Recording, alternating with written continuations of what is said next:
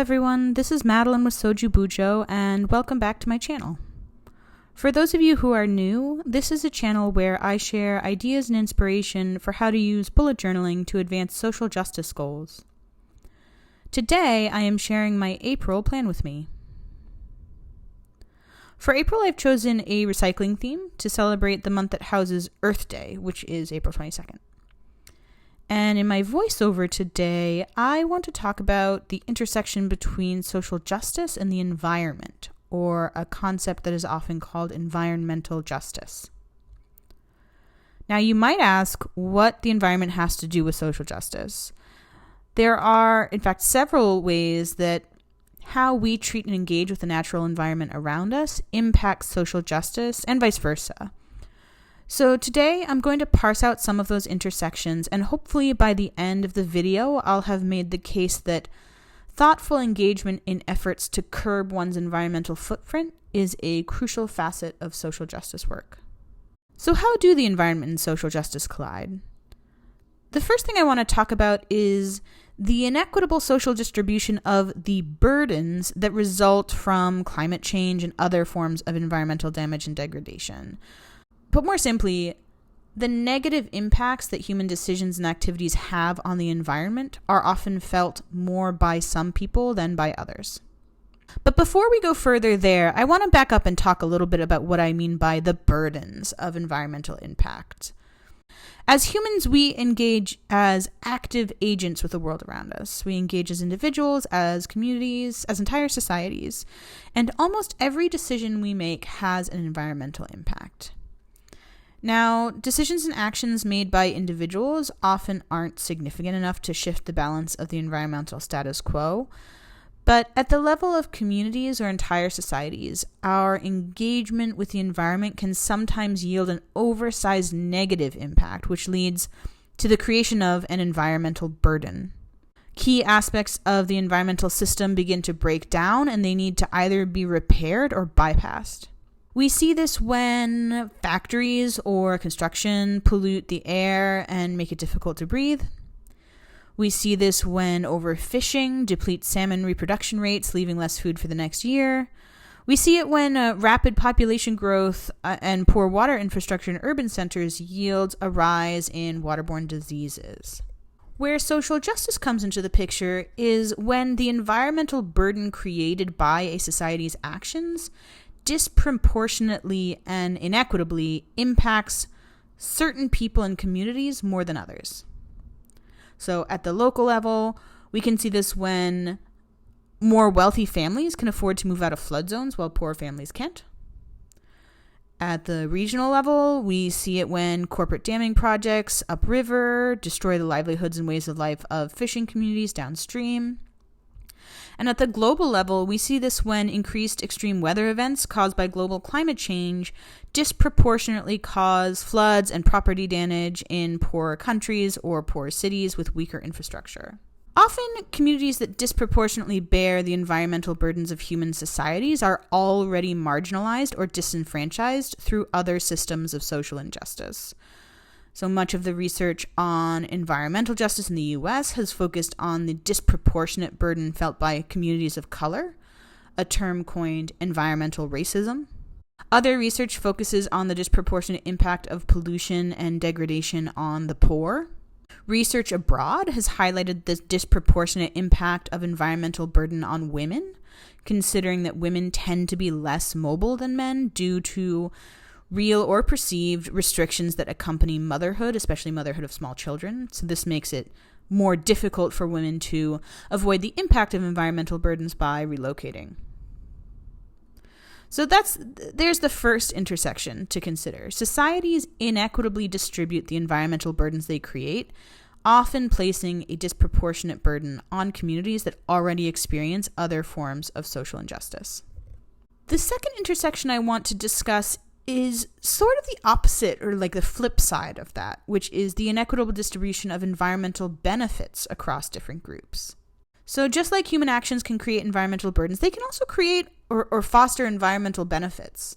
Things like caring for endangered species to maintain the world's biodiversity, or facilitating a compost drop-off system to save food waste from landfill, or inventing electronic cars or other products that meet crucial demand while limiting greenhouse gas emissions. And in the distribution of these benefits, too, we can see social injustice and discriminatory outcomes. So often this injustice results from what public programs choose to prioritize and what they don't. For example, many analysts and advocates have pointed out that there is both stronger public support for and stronger government regulations designed to protect wildlife and biodiversity in the U.S., while voters and lawmakers often make more sacrifices when designing policies to limit pesticide exposure, for example, or lead poisoning in urban neighborhoods. Many poor countries lament that restrictions in the Paris Agreement or other global compacts aimed to reduce climate change will impact their ability to develop economically, while wealthier nations can continue to benefit from their already established credit and strong economic foundations. These inequities can also stem from processes that don't adequately include all relevant stakeholders in decision making. For example, many criticize environmental conservation efforts for prioritizing the knowledge of privileged, so-called educated bureaucrats over indigenous knowledge born from experience. Conservation programs around the world that ban, say, the herding of livestock from a given swath of land, not only did they destroy the livelihood of millions of livestock herders, often belonging to nomadic and indigenous communities, but they have also unwittingly deprived the wildlife they aim to protect from a beneficial source of fertilizer and a facilitator for pollination or biodiversity. So had conservationists engaged livestock herders as equals in the process of determining how to address environmental degradation in their neighborhoods, they might have discovered that well-regulated livestock herding actually benefits the broader ecosystem. These two intersections between environmental policy and social justice, the inequitable distribution of environmental benefits and burdens, they not only result from social injustice, but they also further exacerbate social injustice. So they contribute to this kind of self-reinforcing feedback loop that further disempowers marginalized communities. The final aspect of environmental justice I want to highlight centers around the question of justice for whom? This is a little bit out there, a little bit different, but it is a factor that definitely impacts the way I think about the intersection between environmental policy and social justice, all the more so since I've been engaging with Indigenous perspectives this year through my social justice learning focus. So I've never actually taken the time to define what I mean by social justice in this channel, and I'm not going to because I'm scared to, and it's way too big. But I do generally think of justice as the systems through which we keep ourselves as individuals accountable to one another. And I think most concepts of justice consider it to be something that only really applies to and engages humans, right? The U.S. justice system, for example, it only applies to humans. This is true around the world, right? Justice is a concept we use to talk about the relationships between human beings. It is specific to our species. But what if it wasn't? The older I get, the more uncomfortable I've become with the very thick line humans have drawn between ourselves and the other living things that we share the planet with.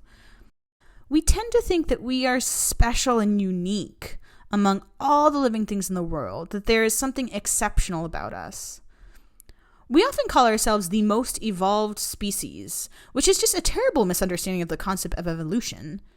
I mean, every single species on the planet right now is the most evolved version of its species, right? I don't know. If there are any biologists or ecologists watching, let me know if I'm wrong on that. But recently I've been doing more thinking about what justice looks like for non-human living things and how, if at all, that fits into social justice as a concept. Obviously, non-human beings are not entirely absent from our legal systems. Laws protect natural spaces and endangered species. They protect animals from abuse and undignified slaughter. Our social systems, too, are a part of that. Still, I wonder what more there might be to the idea that social justice encompasses not just the people around us, but everything around us, all the individuals and the systems that keep us alive and contribute to not only our survival, but our happiness. I don't know, maybe I'm the only one. Let me know in the comments down below. So there you have it, 3 ways that environmental policy intersects with social justice.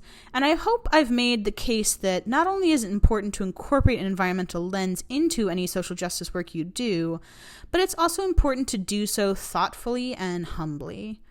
We don't have all the answers yet to what is the best way to approach environmental policy from a social justice perspective, and so I know I'm still at a stage of learning and listening to find out more.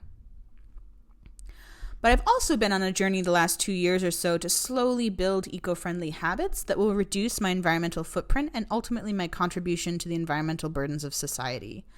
So I've tried to do this in a way that I always also consider the distribution of the benefits I'm hoping to contribute to, like, say, prioritizing not only more sustainable brands in my shopping, but also among those seeking out minority and women-owned businesses where I can. And one of my most useful tools during this journey to reduce my environmental footprint has been my bullet journal. So if it's helpful, I'm happy to share some of the spreads I've used over the years to build more sustainable habits and reduce my environmental footprint. Let me know in the comments down below if you'd like to see a video on that topic. And meanwhile, you can see I've been setting up my April plan with me with this recycling theme. I started here with my cover page and a quote page that reads, "We do not inherit the earth from our ancestors, we borrow it from our children." Then I have my calendar and my goals page. Next, I have my habit tracker and my mood and energy trackers. And finally, I have my very particular weekly spreads. And there you have it. Thank you so much for watching. Be sure to like the video and subscribe to my channel if you want more videos on social justice bullet journaling, and I'll see you next time.